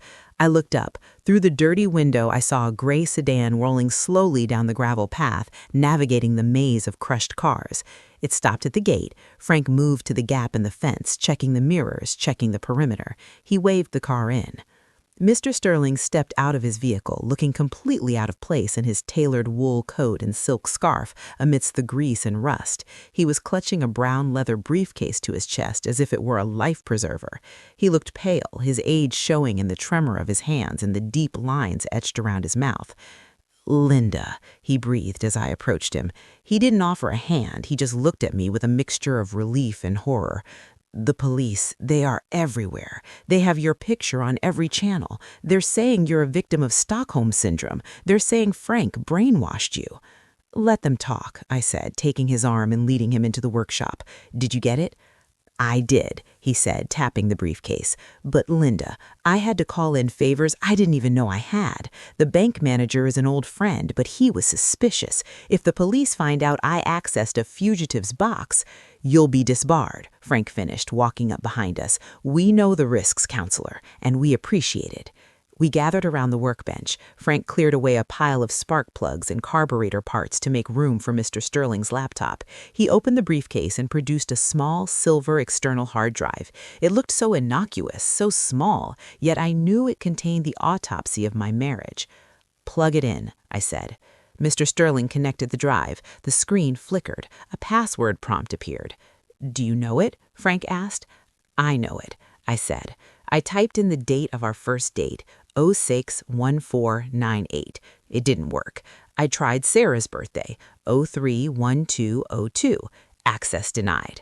I felt a cold sweat break out on my forehead. If we couldn't get in, this was all for nothing. Think, Linda, I whispered to myself. What is important to him, not us? Him. I typed in Richard01. Denied. Then I remembered the day he got his big promotion, the day he said his life truly began. He had bought a Porsche that day. He had been more excited about the car than he was about Sarah's graduation. I typed Porsche 911. Access granted. The folder opened. Rows and rows of spreadsheets and PDF documents filled the screen. Frank, I said, stepping back, you know numbers better than I do. Look at the ledgers. Frank leaned in, his eyes scanning the columns of data. Mr. Sterling put on his reading glasses, peering over Frank's shoulder. For a few minutes, the only sound was the clicking of the mouse and the hum of the laptop fan. "Oh, son of a bitch," Frank whispered. "What?" I asked, my heart pounding. "What is it?"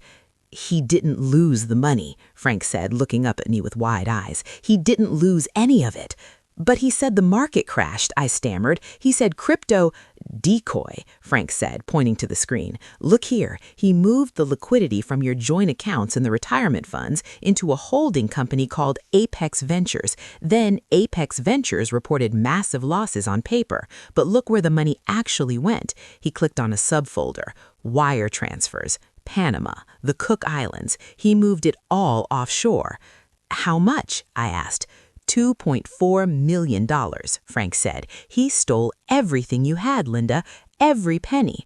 I felt the knees of my legs go weak, but the anger that surged through me kept me upright. He planned this. He had been planning this for years. He was going to retire on a beach with millions while I lived in a shelter.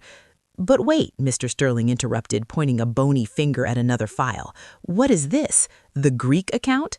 Frank opened the file. It was a ledger of sports bets and money laundering operations. Richard had been washing money for the syndicate, but as Frank scrolled down, he started to laugh, a dark, incredulous laugh. "Oh, Richie," Frank shook his head. "You greedy, stupid bastard." "What did he do?" I asked, my heart pounding. "He was skimming," Frank said, looking at me. "He was supposed to be washing Mickey K's money, taking the dirty cash, running it through his consulting firm, and giving it back clean. But he was taking a cut off the top, 5% here, 10% there. He told Mickey the losses were due to fees and taxes, but he was pocketing it." "So he stole from the mob, too," I realized. "Exactly," Frank grinned. "He didn't just borrow money and lose it. He embezzled from the most dangerous men in the city. That's why Mickey K is so mad. It's not about a bad debt. It's about betrayal. Mickey thinks Richard is just a bad gambler. He doesn't know Richard actually sitting on $2 million of stolen cash, half of which belongs to the syndicate." This was it. This was the leverage. "This drive proves he has the money, and it proves he stole from them."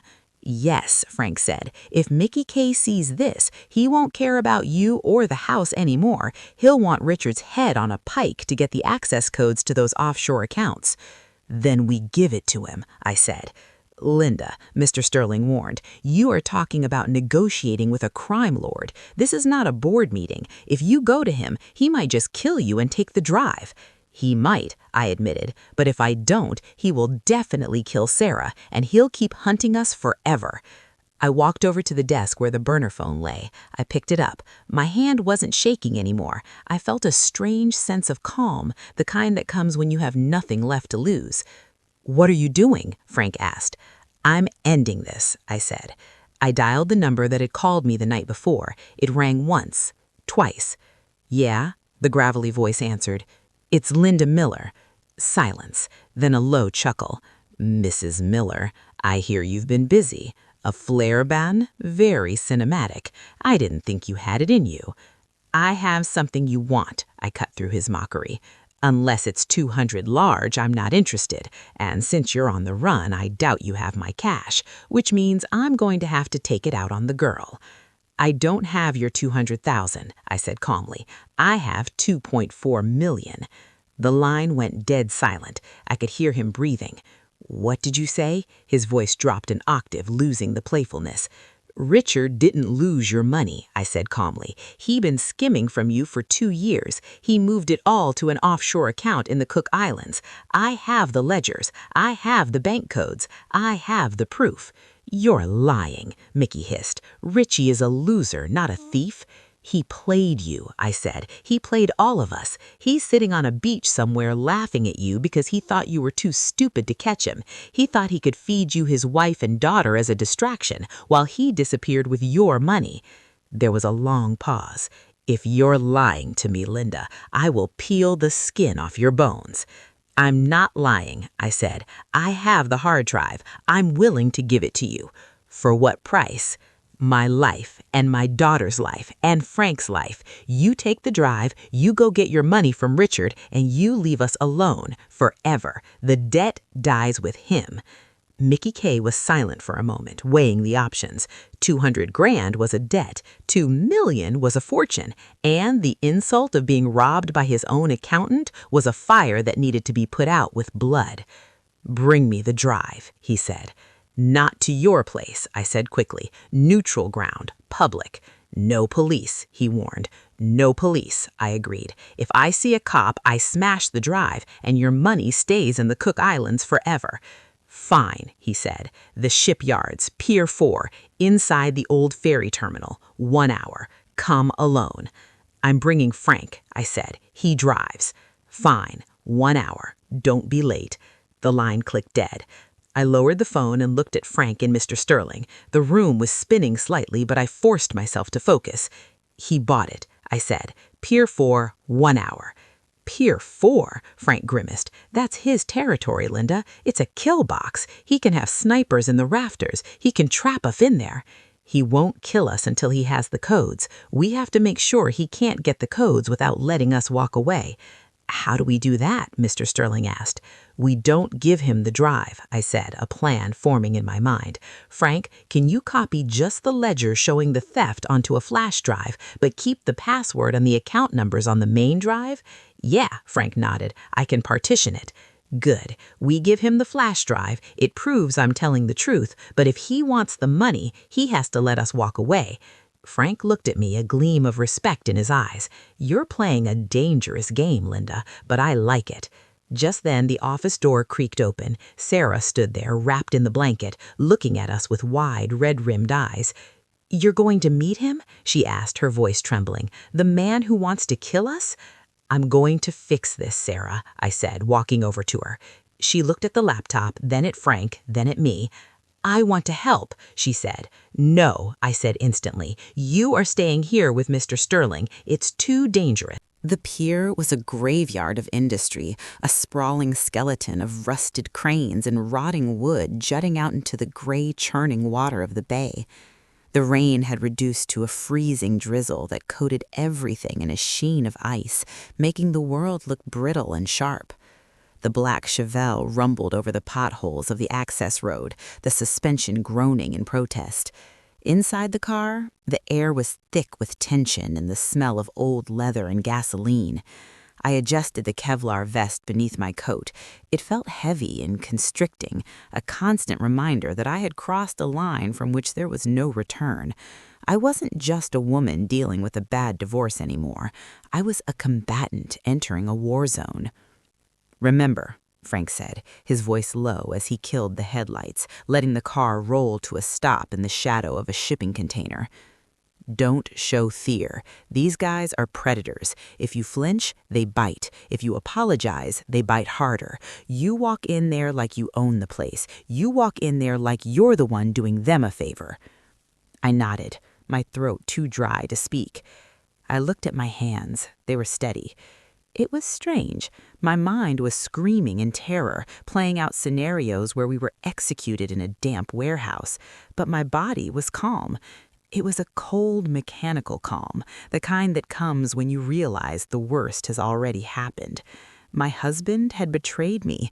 My daughter had been targeted. My home was gone. Death was just another item on the list of things that could go wrong today. Let's go, I said. We stepped out of the car. The wind off the water was biting, cutting through my clothes. Ahead of us, the ferry terminal loomed, a massive, cavernous structure with broken windows that looked like jagged teeth.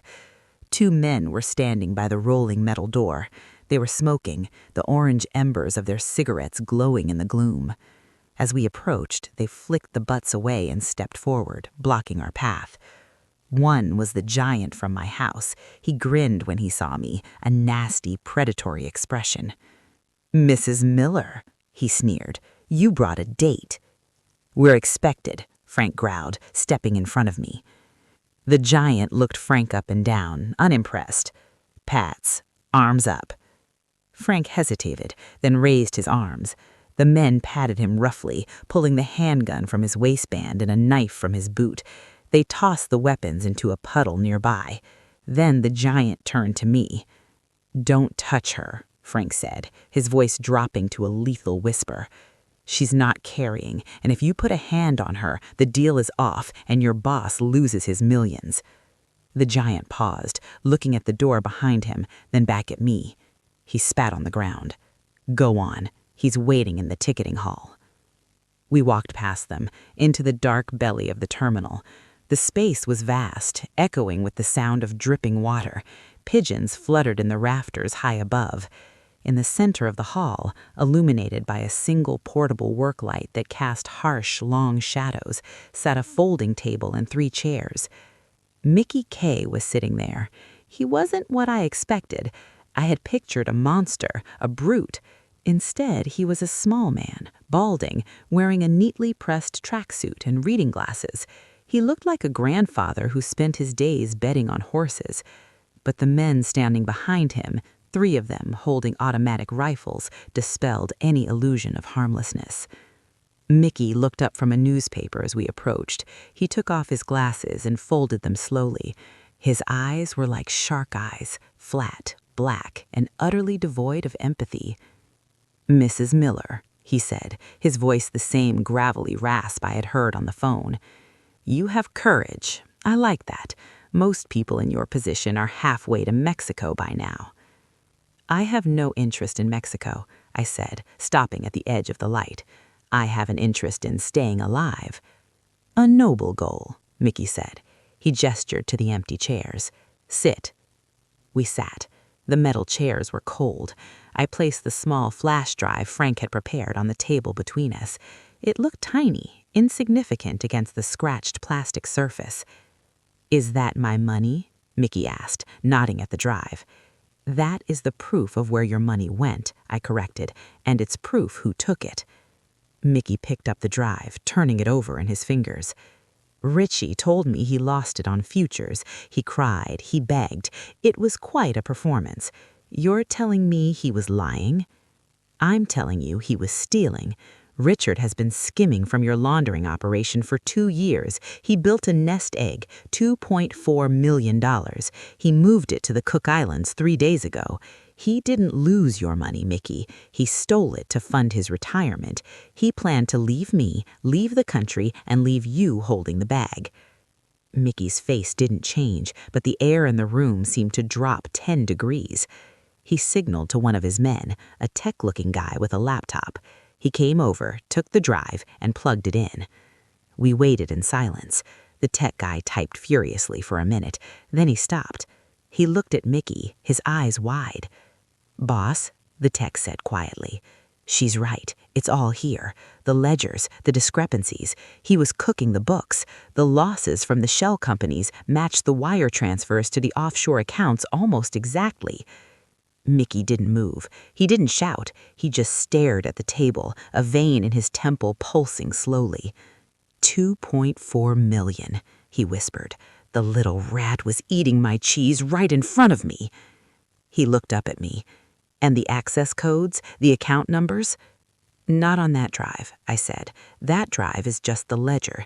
The access codes are on the main hard drive, which I have." Mickey smiled, but it didn't reach his eyes. "Well then, hand it over and you can go." "No," I said. The men behind him shifted, raising their rifles slightly. Frank tensed next to me, ready to spring, though we both knew we'd be dead before he stood up. "Excuse me," Mickey asked softly. "I give you the codes to get your money back from your husband, and you have no reason to let us live. You'll clean up the loose ends. I know how this works." "You're in no position to negotiate, Linda." Mickey leaned forward. "You are in a warehouse surrounded by my men. I can take that drive from you. I can take it from your corpse." "You can," I agreed, "but the drive isn't here." Mickey paused. "Where is it?" "It's with my daughter," I lied, "and she is currently sitting in a public place with a laptop. She has an email drafted to the FBI Cybercrimes Division. Attached to that email is every file on that hard drive, your names, your dates, your laundering schemes, and Richard's offshore accounts." I leaned forward, mirroring his posture. "If I don't call her in 10 minutes and give her the safe word, she hits send. If I die, she hits send. If you touch her, she hits send. And then, Mickey, you don't just lose your money, you go to federal prison for the rest of your life." Silence stretched in the cavernous hall. The only sound was the wind rattling the metal doors. Mickey stared at me, calculating. He was assessing me, looking for the bluff. He saw the Kevlar vest peeking out from my coat. He saw the mud on my boots. He saw the eyes of a woman who had already burned her life to the ground. Finally, he leaned back and laughed.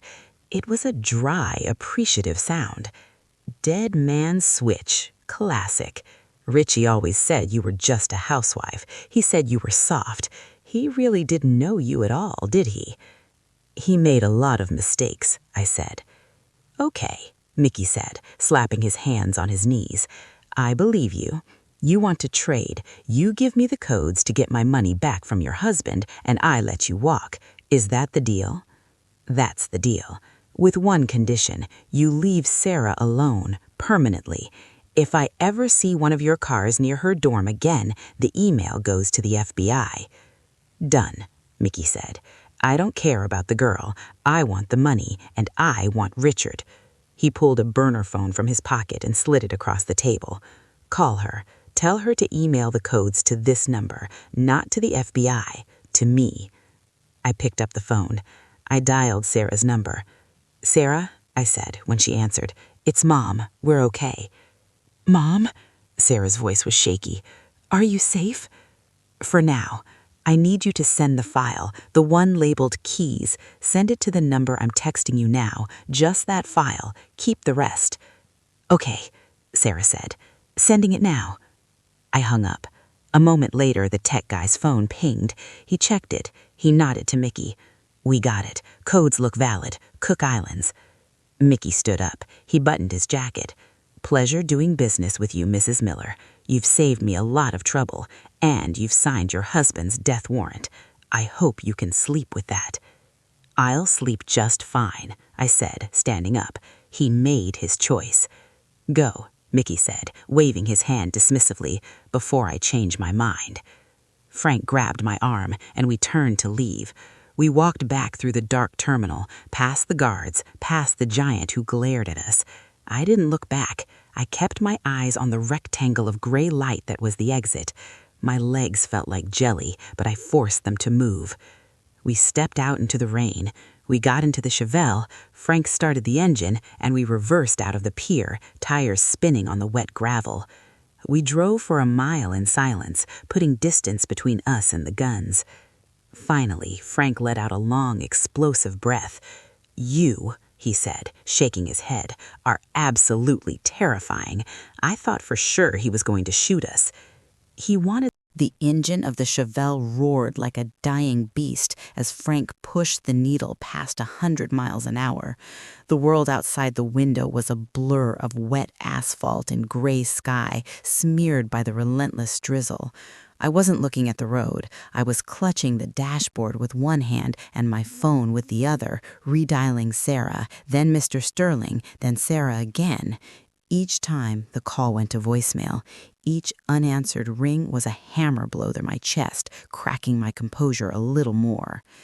"He can't be there yet," I said, my voice sounding thin and brittle over the roar of the motor. "We left 20 minutes ago. He was watching us at the pier. He has to be behind us." "Richie knows the back roads," Frank shouted, his eyes locked on the horizon, his jaw set so hard a muscle twitched in his cheek. And if he was watching us, he wasn't doing it from the pier, he was doing it from a distance. He had a head start. We skidded around a corner, the heavy rear end of the muscle car swinging out before the tires bit into the pavement again. We were 10 minutes from the boneyard. 10 minutes! In a crisis, 10 minutes is a lifetime. It's enough time to say goodbye, enough time to pull a trigger, enough time to end a world. I closed my eyes and prayed. I prayed for red lights to turn green. I prayed for Richard's car to break down. I prayed that the man I had married, the father of my child, still had one shred of humanity left in his blackened soul. When we finally turned onto the gravel access road leading to the scrapyard, my heart stopped. The chain-link gate, which Frank had carefully closed behind us earlier, was smashed open. It hung off its hinges, twisted metal groaning in the wind. Fresh tire tracks cut deep gouges into the mud, leading straight into the heart of the yard. "He's here," Frank said, reaching under his seat. He pulled out a tire iron. It wasn't a gun. The mob had taken ours, but it was heavy, cold steel. He handed it to me. "Stay behind me. If you see him, you don't talk. You don't hesitate. You swing." He grabbed a large wrench for himself from the door pocket. We rolled the car to a stop 50 yards from the workshop, killing the engine to approach in silence. The rain was falling harder now, drumming against the rusted hulks of the crushed cars that lined the path like metal tombstones. We moved toward the workshop. The large sliding door was open a crack. A sliver of yellow light spilled out onto the wet concrete. "Sarah!" I screamed, unable to stay quiet any longer. "Sarah!" "Mom!" Her voice came from inside, high and terrified. "Mom, don't come in! He has a gun!" My vision narrowed to a tunnel. I didn't wait for Frank. I didn't think about the plan. I ran. I sprinted toward that gap in the door, fueled by a mother's primal panic. "Linda, wait!" Frank yelled, scrambling after me. I burst through the sliding door and skidded to a halt on the oily floor. The scene before me was like a tableau from a nightmare. The workshop was dimly lit by the buzzing overhead fluorescents. In the center of the room, near the workbench, Mr. Sterling was on the ground, clutching his leg. Blood was seeping through his fingers, pooling on the concrete. And standing over him, using Sarah as a human shield, was Richard. He looked unrecognizable. His expensive suit was torn and muddy. His hair was wild, plastered to his forehead with sweat. His eyes were wide, darting around the room with the frenetic energy of a trapped animal. In his right hand, he held a small black pistol, shaking but pointed at Sarah's head. Sarah was weeping, her face pale, her body rigid with terror. "I told you," Richard screamed when he saw me, tightening his grip on Sarah's arm. "I told you it wasn't over." "Let her go, Richard," I said, stepping forward, my hands raised, the tire iron heavy in my right grip. "It's not between you and me. Let her go." "It's not between us anymore," Richard laughed, a jagged, broken sound. "You gave them the money, Linda. You gave Mickey the codes. You took my leverage. You took my life." Frank stepped in beside me, hefting the wrench. "It's over, Richie. The cops are on their way. Mickey knows you tried to screw him. There's nowhere to run. Put the gun down and maybe you walk out of here alive." "Walk out?" Richard spat. "To where? Prison? Or a shallow grave in the Pine Barrens? No, I'm not going out like that. I built this family. I paid for this life. And if I can't have it, nobody can." He leveled the gun at Frank. "Back off, Frank. I swear to God I'll drop you right next to the lawyer." "You shot an 80-year-old man?" I screamed at him, looking at Mr. Sterling, who was groaning in pain. "Richard, look at yourself. You're a monster." "I did what I had to do," Richard yelled, tears streaming down his face now, mixing with the grime. He tried to stop me. He tried to be a hero, just like you." He turned the gun back to Sarah. My breath hitched. Richard, I pleaded, my voice breaking. Please, look at her. That's Sarah. That's your princess. Remember? You taught her to ride a bike. You cried at her graduation. You love her. Deep down, under all this sickness, I know you love her. For a second, just a split second, I saw his hand waver. I saw the recognition in his eyes. He looked at Sarah, really looked at her, and his face crumpled. Princess, he whispered. Dad, please, Sarah sobbed. Please, just stop. You're scaring me. I'm sorry, baby, Richard wept, the gun lowering slightly. I messed up. I messed everything up. It was the opening we needed. Frank lunged. He moved with the speed of a man who had spent years fighting for survival. He closed the distance in 2 strides, swinging the wrench. But Richard was faster than we thought. His survival instinct snapped back into place. He saw Frank coming and panicked. He shoved Sarah violently to the side, sending her sprawling into a pile of tires, and raised the gun. Bang! The sound was deafening in the enclosed space.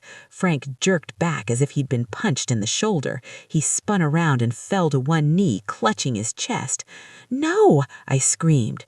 Richard turned the gun toward me. His eyes were dead again. The moment of remorse was gone, replaced by the cold logic of a killer. I didn't want to do that. Why did you make me do that? He raised the pistol, aiming at my chest. I froze. I was staring down the barrel of the weapon held by the man I had slept with for 20 years. Time seemed to slow down. I could see the rifling inside the barrel. I could see the shake in his finger on the trigger. Goodbye, Linda, he whispered. Suddenly, a blur of motion erupted from the floor. Mr. Sterling, the old man with the bullet in his leg, had grabbed a heavy metal canister of industrial solvent lying next to him.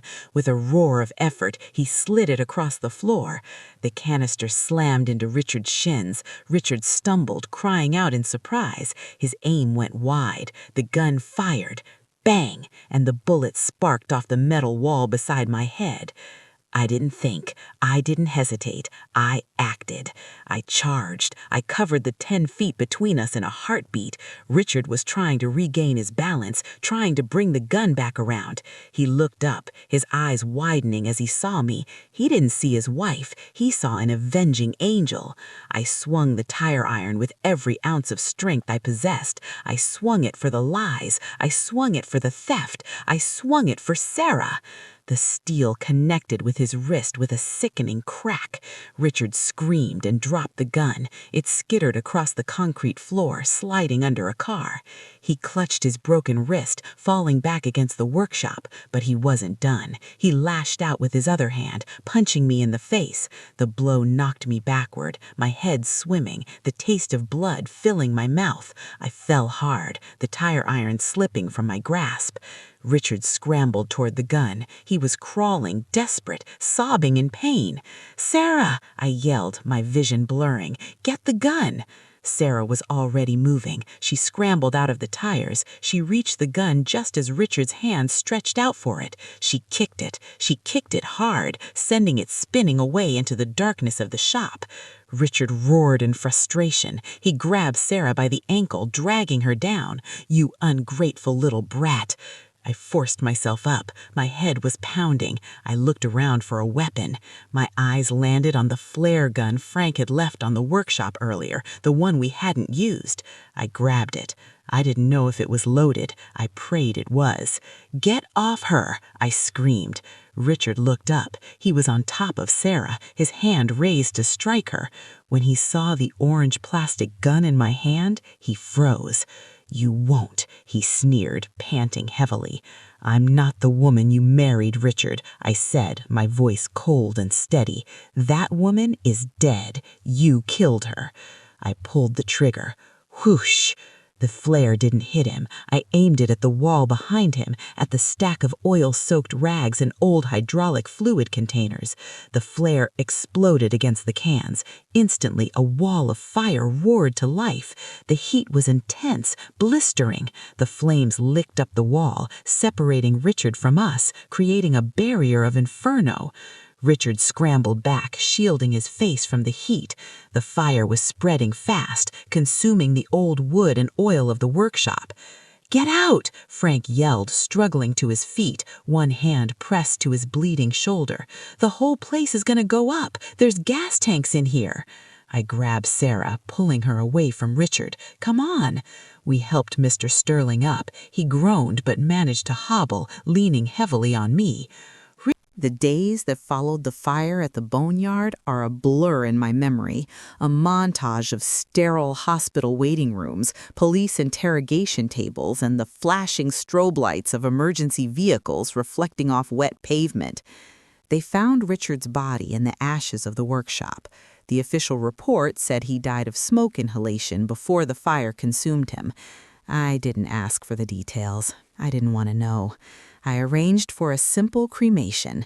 There was no funeral. There were no eulogies. It felt wrong to mourn a man who had tried to kill us, and it felt wrong to celebrate the death of the man I had once loved. So we just let him go, vanishing into the smoke just as he had tried to vanish from our lives. Mr. Sterling survived, though his leg will never be the same. He walks with a heavy limp now, a permanent reminder of the night he traded his briefcase for a battleground. He was the one who navigated the legal nightmare that followed. He spun the narrative for the police. Richard was a desperate embezzler who snapped, kidnapped his family, and started a fire that claimed his own life. The self-defense plea held up, mostly because the police found the charred remains of the gun Richard had fired at us. As for Mickey K. and the Greek syndicate, they disappeared. The moment the access codes I sent worked and the money drained from the offshore accounts, they evaporated like mist. They had their millions. They didn't care about the wreckage left behind. We never saw the black SUV again. We lost the house. Of course we did. Between the second mortgage Richard had secretly taken out, the liens and the legal fees, there was nothing left to save.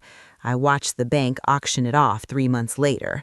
I sat in my car across the street, a cheap used sedan I had bought with Frank's help, and watched strangers walk through the front door, judging the wallpaper I had picked, critiquing the garden I had planted.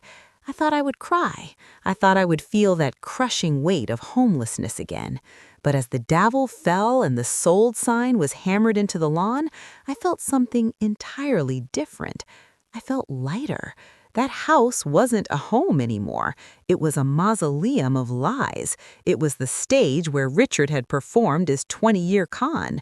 Losing it wasn't a tragedy. It was an exorcism.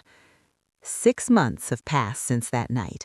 I live in a 2-bedroom apartment now, on the other side of town. It's small, the kitchen is cramped, the faucet leaks, and I can hear the neighbors arguing through the thin walls. It's a far cry from the suburban palace I used to polish, but it has something that big house never had. It has peace, real, honest peace. It's Sunday afternoon. The smell of roasting chicken fills the small living room, not because I feel obligated to be the perfect wife, but because I want to cook for the people I love. Sarah is at the table, her textbooks spread out. She took a semester off to heal, to talk to a therapist, to process the betrayal of the man she called Dad. But she's going back next week. She's stronger now. The naive girl who opened the dorm door is gone, replaced by a young woman who knows the value of trust and the cost of survival. She doesn't look at me with pity anymore. She looks at me with respect. We are survivors of the same war. There's a knock at the door. I wipe my hands on a dish towel and open it. Frank stands there, holding a 6-pack of soda and a box of donuts. His arm is out of the sling, though he still rubs his shoulder when it rains. He's cleaned up a bit, shaved the beard down, wearing a clean shirt. He comes over every Sunday. "Hey, Linda," he says, stepping inside. "Smells good. Better than that dry roast Richard used to make you cook." I laugh. It feels good to laugh. "Don't push your luck, Frank, or you're doing the dishes." "Deal." He grins. He walks over and ruffles Sarah's hair. She swats him away, smiling. They have a bond now, the uncle and the niece. He's teaching her how to change her own oil, how to spot a liar, how to be tough. He's the father figure she deserves, flawed, rough around the edges, but fiercely loyal. We sit down to eat. The table is wobbly and the silverware doesn't match, but the conversation is real. We talk about the future. Frank is reopening the boneyard, turning it into a legitimate mechanic shop. Mr. Sterling is finally retiring for real, handing his practice over to a junior partner. And me? I got a job. I'm working as an administrator at the women's shelter downtown. I help women who have been told to get out. I help them find their footing. I tell them that losing everything is just the universe clearing the decks for something better. I often think back to that Tuesday night. I think about the moment the TV turned off and Richard said those two words, "Get out." At the time, I thought it was a death sentence. I thought he was casting me out into the cold dark. But looking back, I realized he didn't cast me out. He set me free. He pushed me out of a cage I didn't even know I was living in. If he hadn't done it, I would still be there, sitting in that beige armchair, sleepwalking through a life built on fraud, holding the hand of a man who despised me. I would have lived my whole life without knowing my own strength. I would have died without knowing my brother-in-law's heart. I would have never known that I'm capable of holding a shotgun, of outsmarting a mob boss, of walking through fire to save my child. Richard wanted to destroy me. He wanted to leave me with nothing, and in a way, he succeeded. He took the money, he took the house, he took the past, but he gave me something much more valuable in return. He gave me the truth. As I look around my small, warm table at the laughter of my daughter and the smile of my brother, I realize that home isn't about square footage or equity or what the neighbors think. Home is the place where you are safe. Home is the place where you are told the truth. Home is the people who will drive into a burning building to pull you out. I raise my glass of water. To us, I say softly. Frank and Sarah stop eating. They raise their glasses. To us, Sarah says. To the survivors, Frank adds. We drink.